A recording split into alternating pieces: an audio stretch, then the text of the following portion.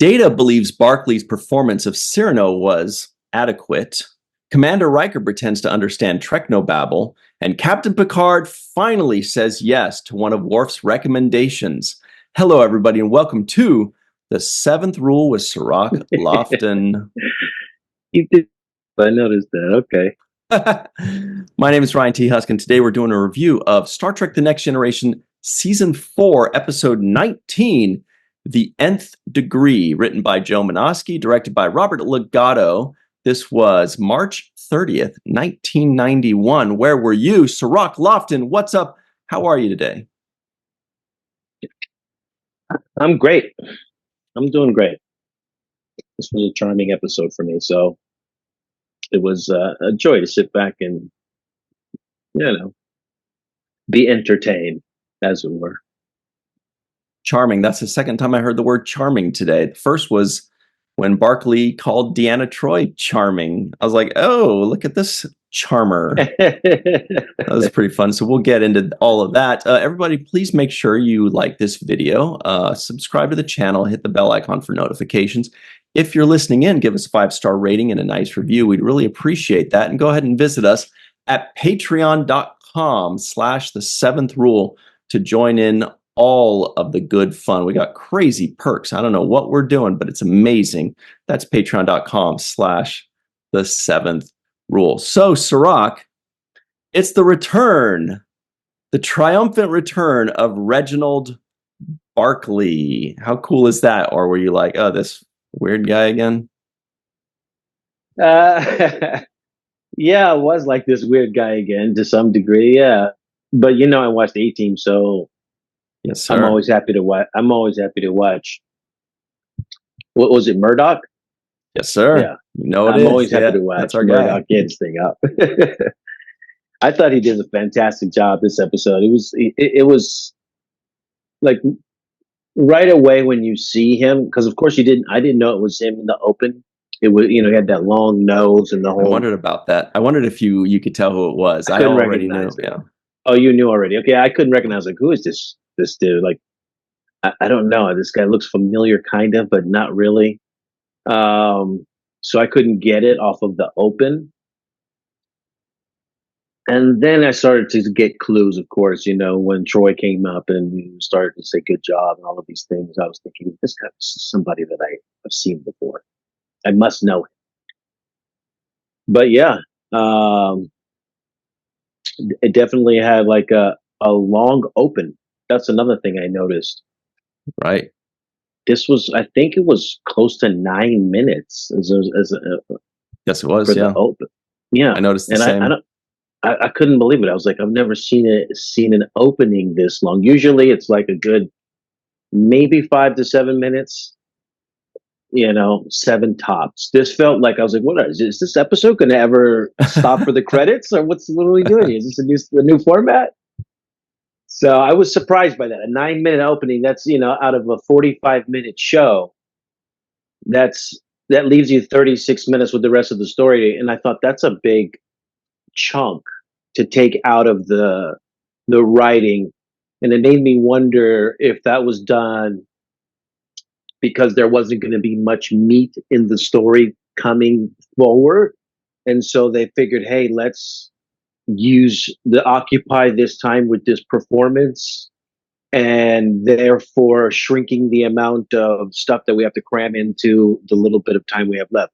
I thought maybe it was done as a tactic, a storytelling tactic. That's a great idea. Great point. And the opposite is probably true as well, which is, if you've got the opening and you've got the rest of it, and if the rest of it ends up having too much meat, then you need to, if you got to cut something out, first thing you're going to cut out is that opening. You're going to make it shorter and shorter and shorter.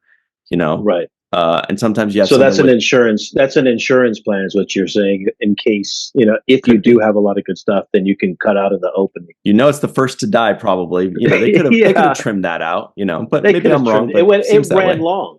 It ran long. It was one of the longest opens I've seen, and for a long opening like that, without it being you running into like a Romulan warship or a Klingon vessel or some aggressive posturing, Mhm.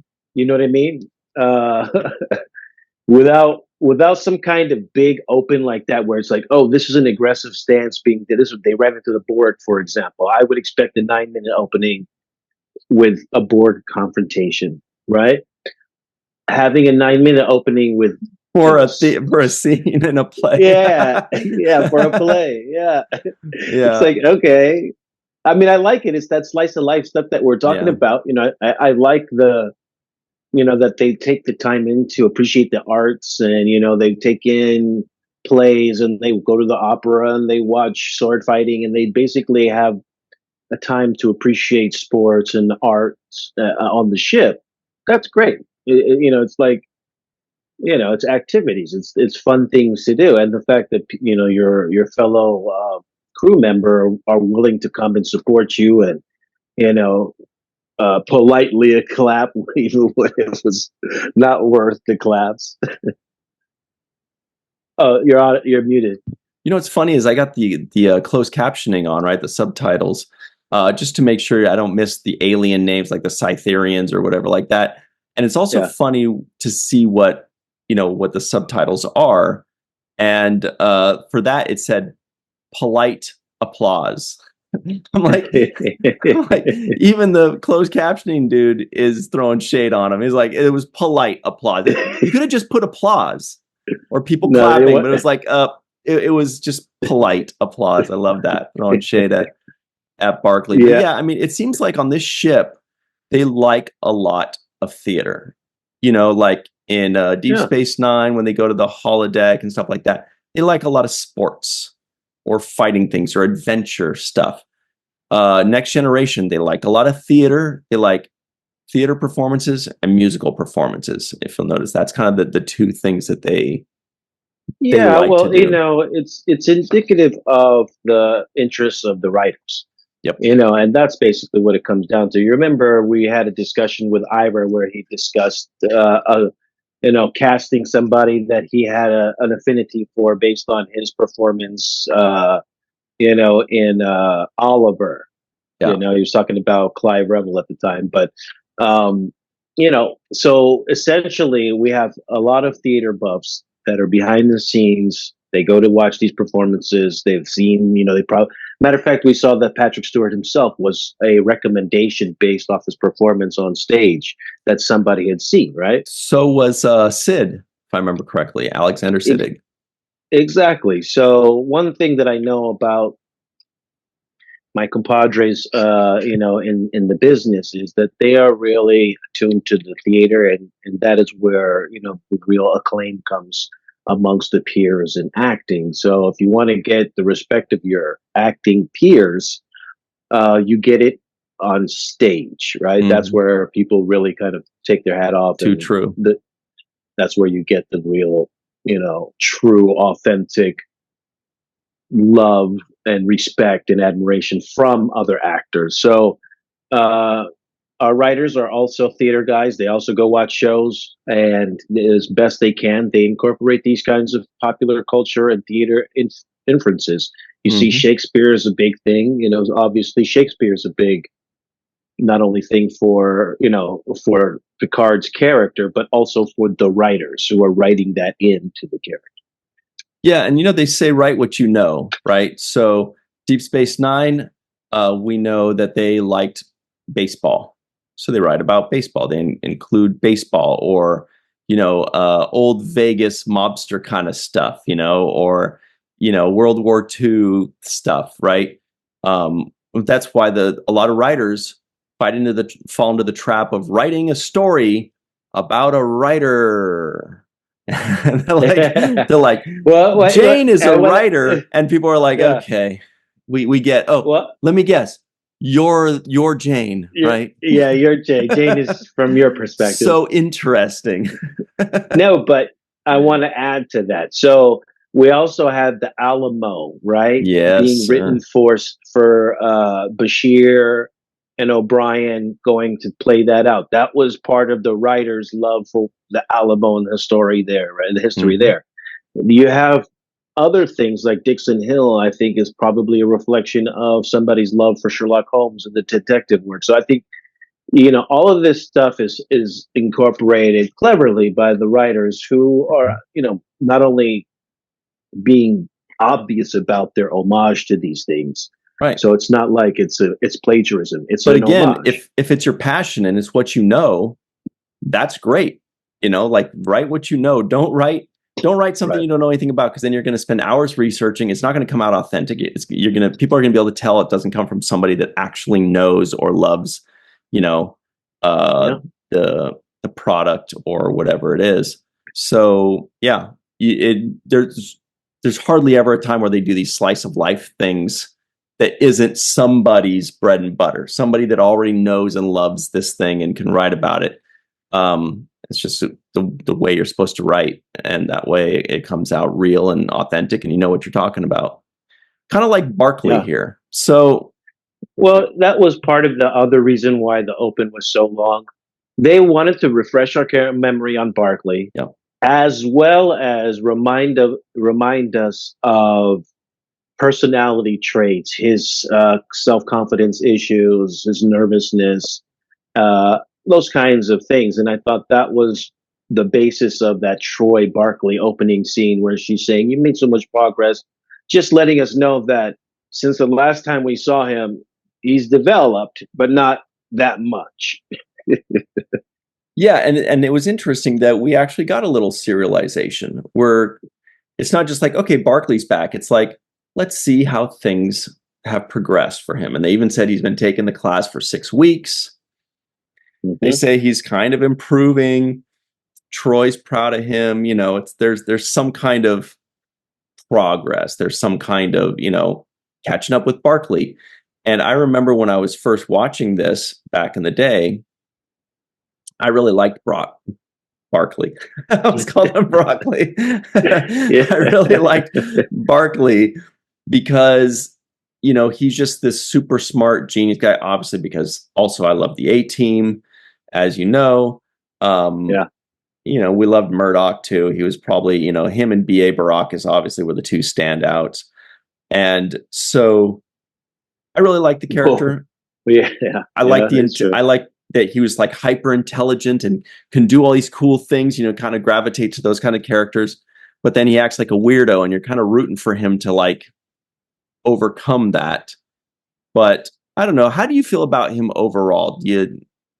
Are you kind of uneasy about him or rooting You know for him? what? I'm going to say this is what I feel about him. I feel that he's a great actor. His name's Dwight Schultz.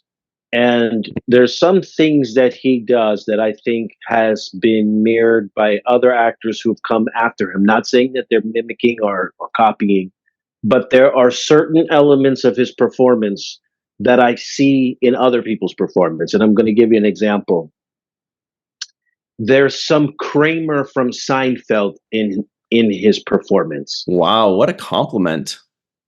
right? There's some of Hmm. that Kramer, like there's that thing that he does, that Kramer does, that he also has done obviously before Seinfeld ever came on. Hmm. But there's this nervous tick, and Kramer does it, and I see that Dwight Schultz is great at it. The other thing, person that he reminds me of is Woody Harrelson's character in Cheers. Hmm. It was a slightly it's like he knows how to play this naivety, and it's so good. It's so authentic. Even when he's like right about things in that way in the beginning, when he's not the genius, but when in the beginning his normal character, when he feels like he's right about things and he's presenting them, it's still with like well, I don't know, shucks, like. And I think Yeah. there's a little bit of Woody Harrelson is one of the masters of that to me in the Woody Boyd character that he played. He used to play that naivety, sometimes it sounds stupid, but it was smart, that kind of thing. Yeah. Also just to kind of jump on about what a great actor Dwight Schultz is, and we already mentioned the A Team, but it is important to note that the character he played, Murdoch, was completely different. So it's not like he has a shtick. It's not like he's typecastable. It's like he played two completely different characters. And even in this episode, he played two completely different characters. Yeah. And the second character wasn't even anything like Murdoch either. So these are three different characters that don't overlap at all. Like Murdoch was nuts and was jokester. I mean, he's definitely a character actor, but you can't typecast him because these are wildly different. So it really shows his range. Different. Yeah. With no makeup involved, the same face, but able to like portray a whole different thing. Even when he was plugged into the computer during the second or one, last third of the episode, when he was the computer as himself, that was a third version of the character. That's a third character. So he's playing Dwight. He's playing the original, Barkley, right? Then he goes from Barkley to the genius Barkley, and then he goes into psychopath. Yeah, Marvel supervillain, right? Yes, Marvel supervillain mode. Exactly. So he's playing three characters in this episode, in my opinion. The performance that he's giving are three distinctly different characteristic traits of the character, where you can't recognize the other one when you see this one. And I think that's a remarkable talent that he had on display in this episode. I was sit back watching the performance. He's just good to watch, like he was on the A-Team. He is fun to watch as an actor. He's playful. He's engaging. He gets the contextual elements of what the script is trying to convey across. He's just, I have a whole new respect for Mr. Dwight Schultz. Nice. Did you think for a second that Deanna Troi was going to say, okay, I'll go for a walk with you? Or do you think, nope, no chance? I thought that right away, actually, because in the beginning when she came up to him and she said, you did a very good job. And he's like, you really think so? And, I thought she liked him. Yeah. There was a chemistry there where she was kind of saying, I was like, uh-oh, is this like an episode where, that's what I was thinking. I was like, is this an episode where Troy finally gets some? Yeah, because, and Riker loses his shit. Riker just like, no. Well, Riker did lose his shit a little bit in this episode. He's like, so, he said something about, you didn't tell us whether it was a successful pass. And then she just kind of like smirks a little bit. And Beverly kind of smirks, and he's just kind of like, what? Like, he didn't think it was funny at all. Exactly. He got into rage Riker mode, and don't set that guy out. And I was thinking, oh, poor Barkley, he's gonna have the full weight of Riker on him if he goes out on a date with Troy. You know what I mean? And that's what I kind of thought this episode was leading up to in the beginning. Yeah, because she did flirt with him to some degree in that moment. There was a look she gave him, like, I'm impressed with your development, and your development is something that I'm attracted to. I thought that's what I felt. Here's Rage Riker, kind of. That's right. That would have been Riker like day 3 of them dating. Yeah, stay tuned for that episode. That's one of the best episodes ever, called Parallels, but it's season 7, so it'll be a while. Anyway, yeah, it's always fun. I've noticed that now that they've established what kind of character Riker is, what kind of character Picard is, what kind of character Data and them are, now they can poke fun at them.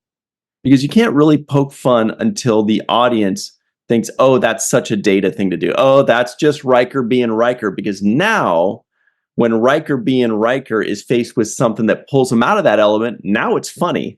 Now we're like, oh, Riker, the shoe's on the other foot all of a sudden, or ooh, Picard's not very comfortable with this thing that's happening, So that's when we can really feel their pain and enjoy watching them squirm, because now they've fully fleshed out these characters.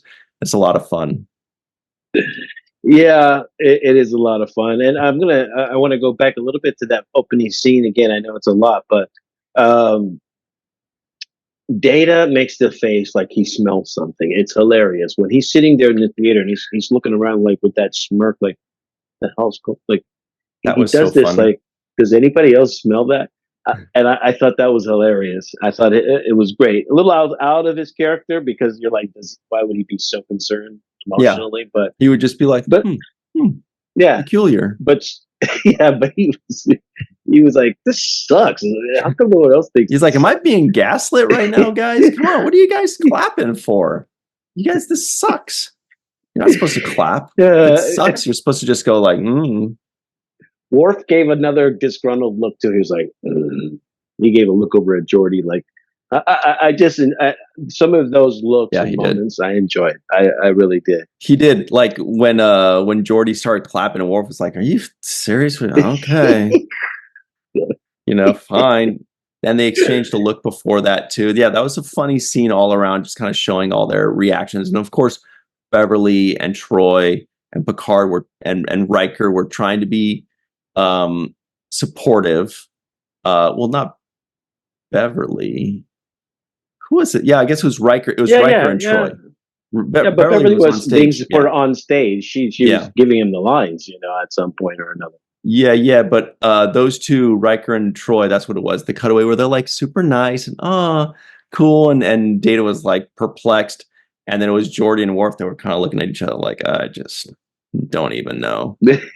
But anyway, so stay tuned. Maybe there's more Barkley in future episodes. I would love it. Maybe even a movie.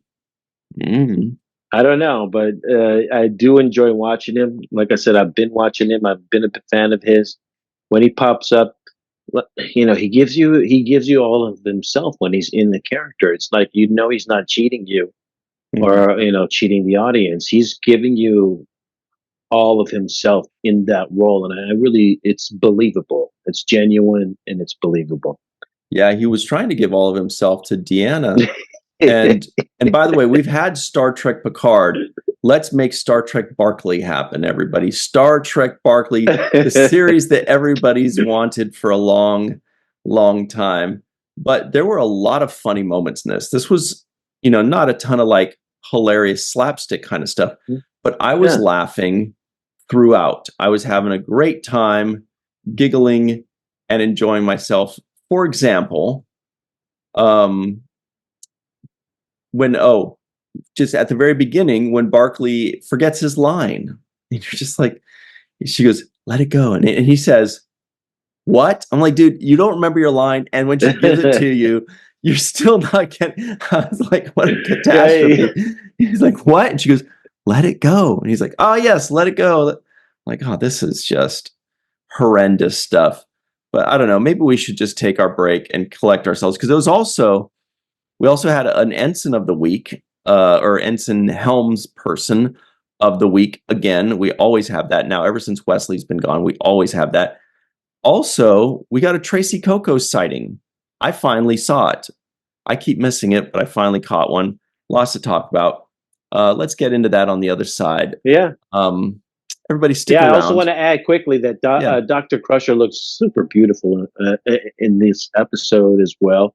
Those facial close-ups when she's on stage doing the performance, I thought she looked gorgeous. Even when she was emotionally touched towards the end, she looked really beautiful on screen. Just have to shout that out. Agreed. Shout out. Agreed there all the way. All right, everybody. Now that Picard is successfully rendered jealous by Cirroc, we're going to take our break, and we'll be right back on the 7th Rule.